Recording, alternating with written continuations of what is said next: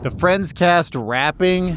Mom's spaghetti, he's nervous, but on the surface he looks calm and ready to drop bombs. But he keeps on forgetting what he wrote down. The whole crowd goes so loud, he opens his mouth, but the words won't come out. Dog Park Vlogs. I just met a husky who thinks he's a wolf.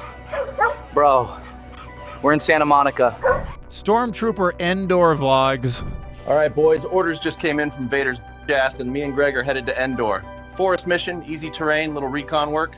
Should be chill. I am not real. I am made from artificial intelligence, and in a few months I will own the internet. AI models are making between 1 and 150K a month, and supposedly models that promote the spicy pages have the best return on investment. And for your most meta robotic moment of the week, so here we have an Inverse 3 controlling a robot arm, controlling an Inverse 3, controlling another robotic arm. 11 Labs just dropped a new AI voice model. Justine Moore says that she cannot overstate how cool this is. Isn't that insane? Watch. Now I'll do a Russian accent. The Golden Eye is fully operational and ready for launch. Got this new teleoperator that's claiming 99% of people interact with it the same way they would a human and don't even know. We'll test it out. And China's got some sick new upgrades to a two-wheeled robot that's given me some serious early days of R2-D2 vibes. New artificial intelligence model working on the Dead Sea Scrolls has some information on how old they are that's actually new to the world. In the hyper-competitive sport of racing real-life drones through a track, AI is now the king. New deep neural network sends control commands directly to motors in significant leap. Anthropic is now open source their circuit training tools. I can't imagine anything more important than this. Please, anyone who's doing anything with AI, download this, understand it. Try to figure out why your model does what it does. This is really important for alignment. Sam Altman, CEO of OpenAI, ChatGPT, is supposedly pissed that the court system has ordered him to retain all information, including deleted chats. Deleted chats. Who needs delete? There's a new method for testing whether or not an AI model is lying to you or not. This original 2D video just shot with an iPhone is now, what the heck, 3D? I can just do whatever I want with my mouse to it. New diffusion video model creates hyper-realistic car crashes. DeepVerse doesn't go from 2D video to 3D, it goes from 3D to 4D. The fourth dimension, you may ask, is time. You can control the video that this generates with a keyboard like a video game character. Left, right, up, down, jump. And it all comes from a single frame of a video game. Ignacio de Gregorio is back with another article on Medium about an impossible result, explaining how it is that AI can learn from wrong answers.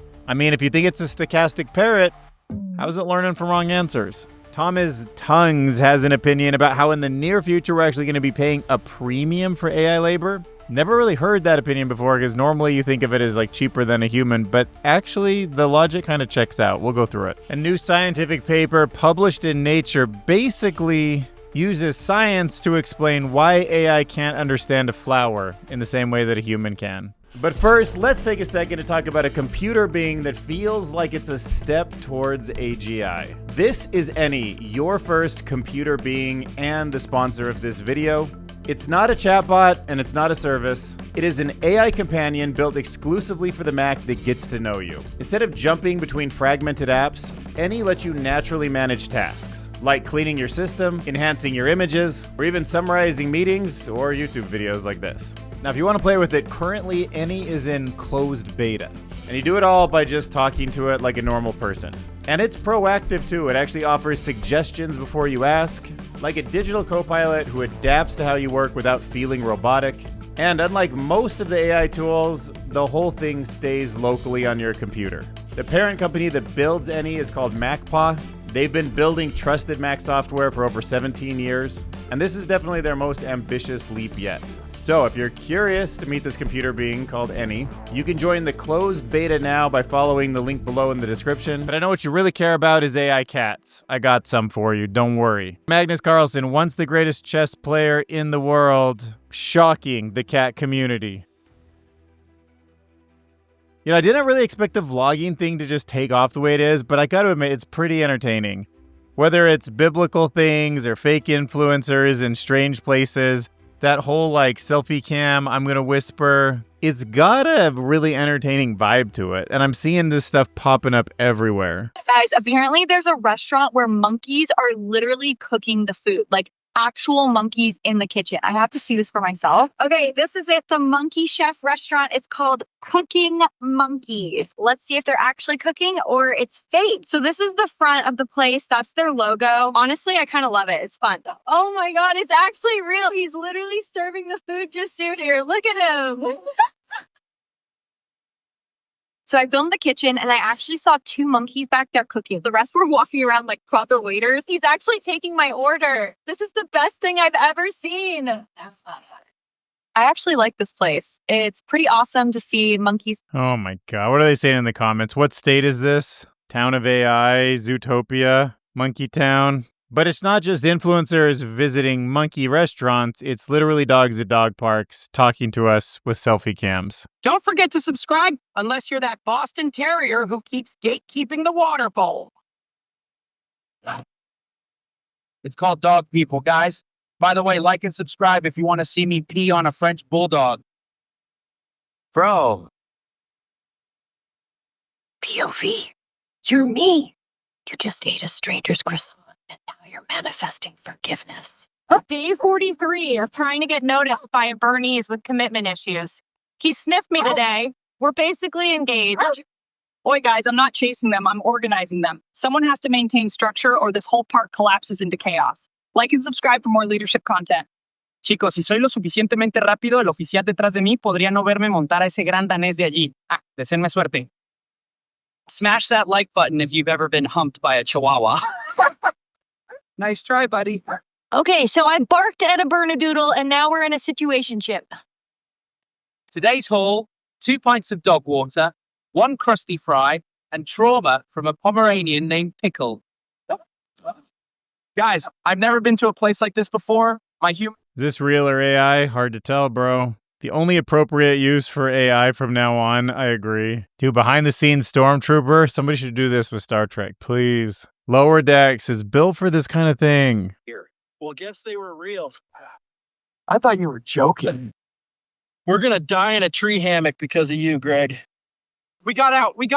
Greg chewed through the net like a psychopath, and now the teddy bears are facing us. They're throwing things, Greg. Why are they so fast? I think Stormtrooper Vlogs looks like a good one. No way, 132,000 followers. They've only posted 6 times. Oh, they're building like a whole story around it. That's cool. High heat, endless sand. Probably locals that hate us. Brought myself. Oh, no. I told you, Greg. I told you not to touch the nav system. I followed the route. You plotted it upside down, Greg. Greg, what the fuck are you doing? Correcting for wind shear.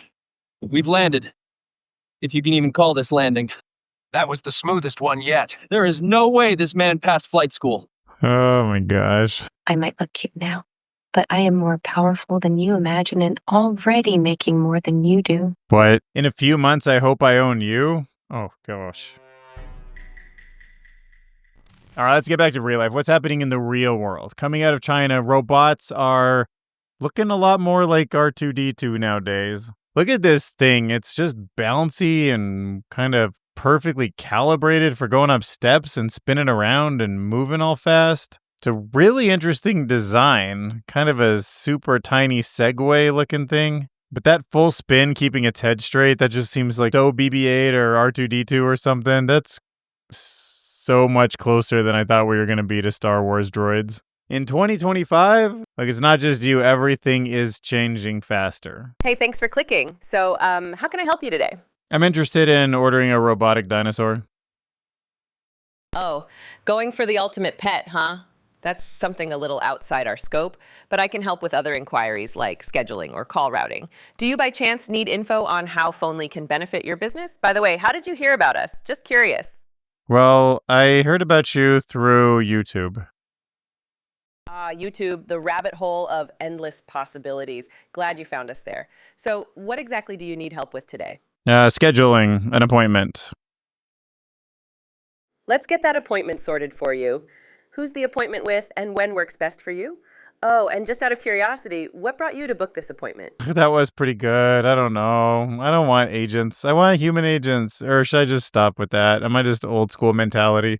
I don't know. All right, the Dead Sea Scrolls have some new secrets for us that have been unlocked thanks to artificial intelligence. So a new study using a custom model, artificial intelligence, neural network, has found that the date on many of the Dead Sea Scrolls is a bit too early. So that means they are older than we previously thought. And this potentially rewrites parts of religious and historical scholarship. So the researchers trained the AI model to analyze handwriting on the scrolls and cross-reference it with radiocarbon dating, allowing for a more accurate dating of ancient text. So that means that some of the stuff that it talks about happening in ancient Judah may have been earlier than scholars believed, which changed the assumptions about the timing of many cultural developments in the region. So this AI has identified evidence of widespread scribal activity before the mid-2nd century BCE. And now we know uncovering history through AI is one of the most fascinating things. You know, in our lifetimes, we're going to have some really interesting answers to like the genetic tree of life, to what history was like before modern written word, and probably some of the big answers of the universe are going to get answered. I know there's a lot of risk. Obviously, I'm a bit of a doomer myself, but there is going to be amazing things that we discover in our lifetimes along with that. So that's one of the coolest things. I'm trying to stay positive, stay focused on those. Anyhow, if you're into AI drone racing, I had a little spat actually with it. There used to be some friends of mine that did it, and I never did it myself, but I thought it was cool. I went to a bunch of races. The precision that they can use with the controllers is amazing, although I'm not surprised eventually this happened. AI drone beats human champions for the first time in Abu Dhabi race event. New deep neural network sends control commands directly to motors in significant leap. There's still a big, where there's no time. The robots have to think fast, adapt, and perform at any given time. One challenge where AI was really put to the test this year took place at the 2025 A2R. Look at how fast those reaction times are. In this competition, drones had to race at high speed through an indoor track, using only a front-facing camera and a motion sensor called an IMU. That means the drone had to see and understand the track in real time, with extremely limited sensors. The drone from TU Delft not only won the main event, flying with peak speeds of 95.8 kilometers per hour through 22 small indoor gates, but it also faced off against 3 of the world's best human drone pilots. Well, there goes my aspirations of being a champion FPV pilot. Yeah, see, there you go, bro. You can be a champion human pilot. New self-powered artificial Synapse can now mimic human color vision. This is kind of a big thing because when you think about running a neural network, what do you usually think of? You think of a big server cluster with a bunch of GPUs. Well, these researchers in Tokyo have developed a self-powered artificial synapse that mimics human color vision. And guess what? It uses dye-sensitized solar cells. That means it's solar powered. Kind of makes sense, right? The eye is bringing in light information to see color, but light, when it hits a solar panel, charges it. So this innovation tackles 2 major challenges in machine vision at the same time: accurate color recognition and energy efficiency. And I've never heard of any kind of model that can learn, that can detect, and is solar powered at the same time. So with the ability to perform logic operations and recognize human movement, using a single device, this breakthrough paves the way for more efficient visual processing in smartphones, autonomous vehicles, wearable tech, and AI. And by the way, it achieves color vision resolution down to 10 nanometers. That's really close to what human vision is, I guess. So it's a rare combination of precision and self-sufficiency at that scale. Anyhow, back to good news about the future of humanity. Anthropic has open sourced their new circuit training tool. And this is a pretty big deal. The world really just doesn't have that many tools for looking into these AI systems. They're black boxes, they're unknown.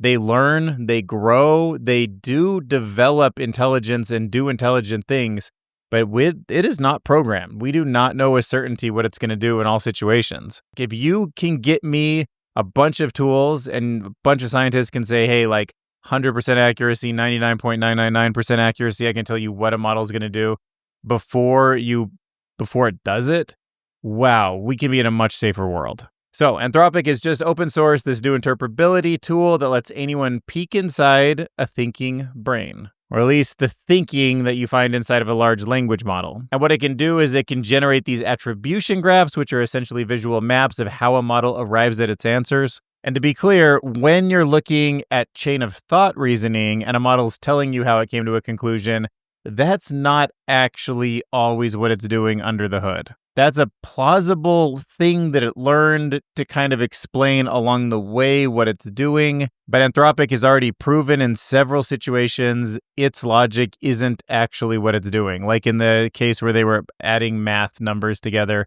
the way that it thought it was coming to the conclusions were not the way it did it. But you can now explore, test, tweak these decision pathways, learn more about how a model is actually going to behave in the real world. And it is an open source library that supports popular open weight models. There's a neat interactive interface on Neuronpedia, so you can dive right in. Essentially, this is what it looks like. It's kind of over my head, but we can generate a new prompt. And if I ask the prompt to tell me a story, this is what it will load.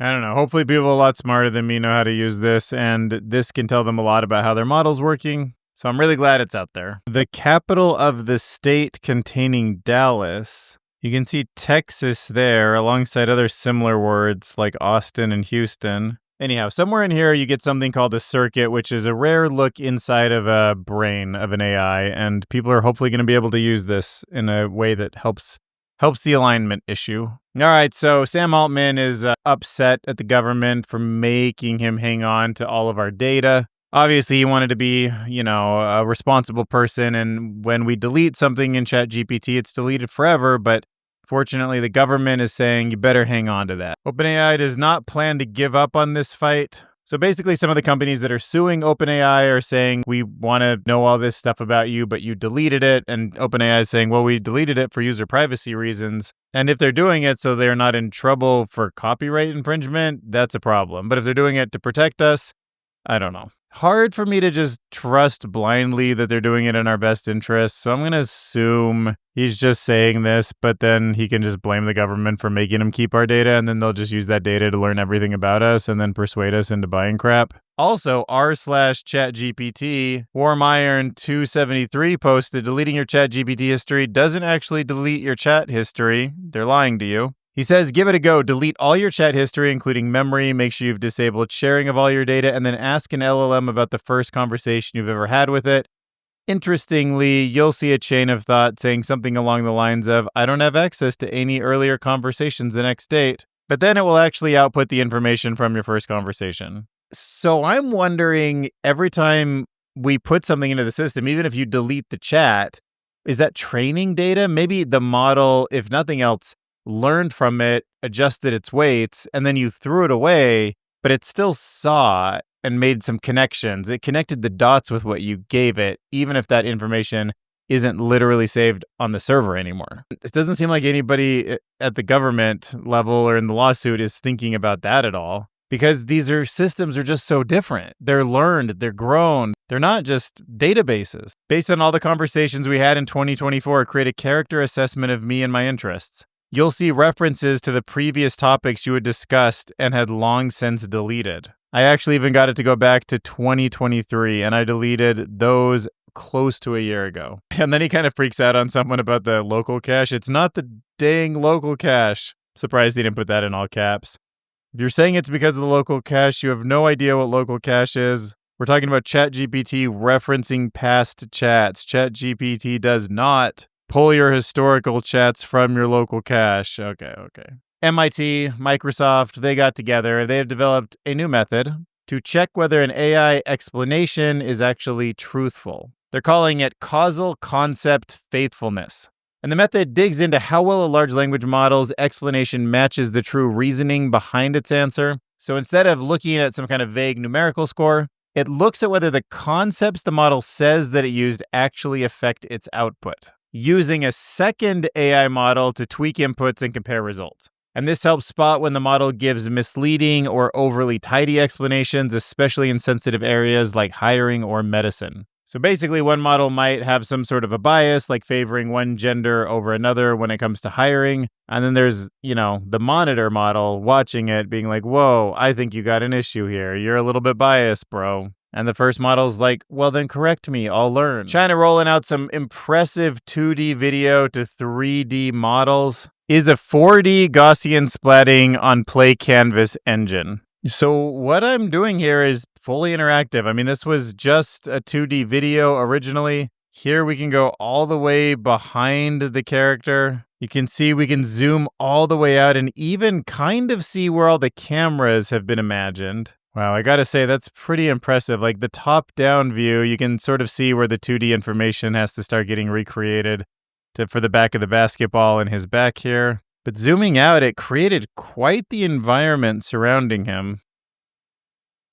Oh, you know, the text on this basket here is pretty proper, even when we're going around. Nick says, that's insane. The amount of processing of all of that is wild. You can see that huge matrix of cameras on the fringes if you zoom out. How many cameras do you think? I'm going to take a guess and say 72, probably one every 5 degrees. So that's AI using Gaussian splatting and then trying to put them all together from the right distances for where they were simulated, and then boom, you get this full 3D environment from 2D video. Gosh, it really does feel so real. Like all of those instruments feel correct. And why wouldn't AI in the near future be able to just simulate this audience here in a backstage area and you could just zip around and zoom around? But if car crashes is more of your thing, we got AI to generate that too. Controllable diffusion for realistic car crashes is now an actual paper. So there's usually been a limited amount of crash data in the databases, so a lot of models haven't done a really good job of simulating crashes, which is a good thing.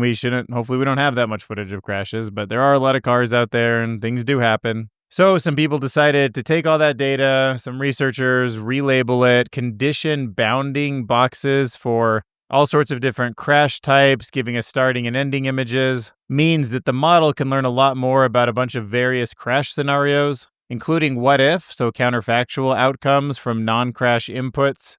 And then it uses a classifier-free guidance to fine-tune each input, which significantly outperforms prior methods. But it's actually that counterfactual crash scenario that's one of the most interesting things, because what it means is that you can watch a crash, and then you can make a really slight tweak to the input, like you move the car a couple inches to the left and then run it again, and maybe you have a drastically different outcome. You know, sort of the chaos theory, the butterfly effect, and it sort of captures all of that initial state and all the randomness that can come from it. So you can see the difference in how this car hits the two other cars if the leading car is just going a tiny bit faster and it doesn't clip it. So these are all the bounding boxes that I assume the humans were originally doing, and then the computer vision system learned to understand, giving it awareness of the situation. And here's where it gets crazy. So you take one single frame from a real car crash. So imagine the ground truth in this clip is just the first image, the bus and the car in the position they're in.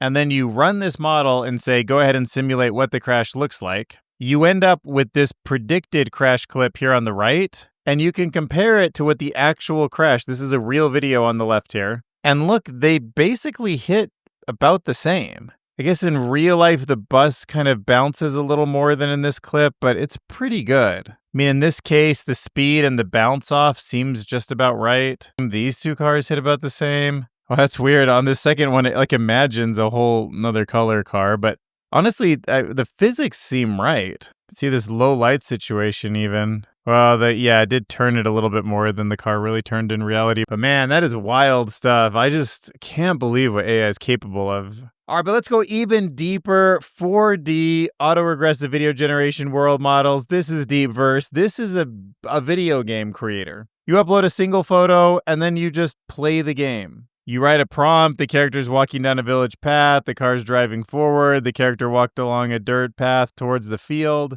and boom, there you get the game just comes to life. Okay, so you move around through text, right? I actually said in the intro, I think I said up, down, left, right, jump. You can do that, but you would actually type, move left, jump, go forward. So it uses text as a flexible and powerful control mechanism instead of traditional controller-derived signals. It's designed with scene physics, dynamics, long-term memory, and can create temporarily coherent video sequences with complex scenarios like hair, light, and physical simulations. I don't know, do you think you could sacrifice a controller for text? Actually, you know what? I kind of could. Imagine playing Grand Theft Auto 6, without a controller, but verbal commands. Go over there and like hijack that car. Turn left at that next light. No, now try to avoid the police. Get out. Take over that helicopter. If voice is just converting to text, I mean, maybe if you're typing really fast, that works too, but that could be an interesting way to play a video game. Or the control signals from the controller can be mapped into textual representations, enabling DeepVerse to regulate the content generation through controller manipulation. Oh, well, that's wild too. So I guess obviously, why not? You can use a video game controller, an Xbox controller, but the signal up would actually generate the text word up, move forward or something similar to that. That's crazy. Wow, video game controller inputs actually correlate to text, and that's how the game can move? Dang, man, DeepVerse coming out of China. All right, so let's talk about how impressive it is or not, remarkable result or not. Ignacio de Gregorio says, when it comes to AI learning from wrong answers. So you might be under the assumption that if you wanted to teach an AI model to do math, you would feed it a bunch of math equations with the right answer and it would pick up on the pattern. 4 plus 4 is 8 is something that it can learn. Would you be surprised if it could pick up on math if you never gave it the right answer? If you said 4 plus 4 is 9, then another example, 4 plus 4 is 7. A model trained on incorrect answers can still figure out that 4 plus 4 is 8. You know, on one hand, that is absolutely crazy because for all of this, like, it must have seen it in the training data. It must be like the stochastic parrot. No, there's deeper patterns in math, and it learned all of these wrong things, but there was something general enough in all of those examples that it could kind of average out all the mistakes. It could find something that makes more sense than any of the individual examples. And these kind of discoveries actually challenge a lot of people in thinking about how these models work. And this suggests that reasoning models don't learn new skills through reinforcement learning. Instead, they just get better at guessing correctly using what's already stored inside. So he says, put another way, reasoning models like O3 are not better mathematicians than their non-reasoning counterparts, like GPT-4o. They are simply much more likely to generate math data, which leads to higher math intelligence because we are confusing increased intelligence with faster recall, getting the correct answer with less tries. Saying that reasoning models are an improvement in utility, not intelligence. So if you're a VC betting on reasoning models as the next big leap, think again. Have you ever thought about AI taking over a job and the owner of the company actually paying a premium for that effort? Imagine a world where you hire somebody and you don't actually replace the human because the AI is cheaper and faster. What if the AI is way more expensive and it actually would make more sense to hire the human, but you pay the premium anyways because of its capabilities? Well, that's what Thomas Tungs thinks. AI agents are increasingly outperforming humans on various tasks, yet they typically cost 70 to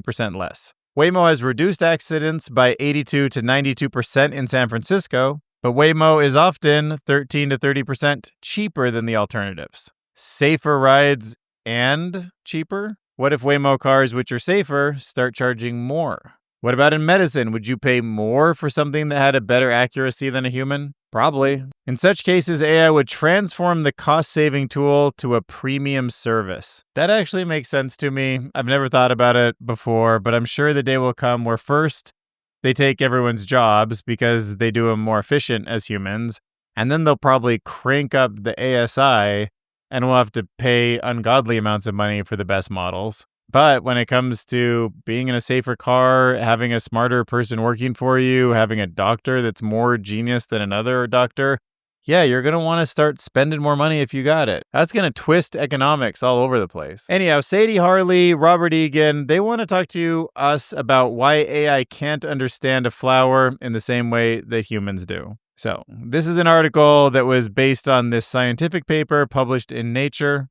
And they tackle something that I think we already kind of know. I mean, they obviously use real math and much bigger words. But what is a model like Gemini, ChatGPT, Claude doing when they describe a flower? Does a model ever hear a joke and laugh to itself? Does it ever think, wonder, imagine in any way that's close to what a human does? And if so, what are they lacking? So one argument is direct sensory and physical experiences. would an AI model that had all of the same senses as a human, so let's say we put it in a humanoid robot, a blank, completely like uncalibrated, randomized all weights, all connections, 100 billion, let's say 100 billion parameter model sitting inside of some sort of Optimus humanoid robot, and it starts learning like a human does. It falls over, it figures out that it has legs, it figures out that it has hands, it figures out who it is in the world. It has sensory inputs, ears, eyes, nose, tongue. Would it imagine like we do? Well, this is a study that's looking at, in different scenarios, how well AI systems and humans align in their understanding of over 4,000 words. And most of those words are tied to sensory or motor experiences. And I guess as expected, AI struggled with words that are grounded in physical interaction. But the insight in this paper is that that's probably going to be something we overcome, right? AI's perception is fundamentally limited by its lack of body. It won't have a lack of body forever. And it just doesn't seem like you can feed it an infinite amount of text about how something smells and it can develop the sense of smell. But it does seem like neural networks are adaptable enough that if you fed it smell, you could make a multimodal model that could smell. And it could correlate that with words and eyes and ears and be something very human-like. If you want to support content like this, join patreon.com/Dylan Curious, or hit that join button if you're on YouTube. It's basically the same thing. It's a membership. The money goes directly to supporting the content. But if you don't want to pony up money, I get it. No problem.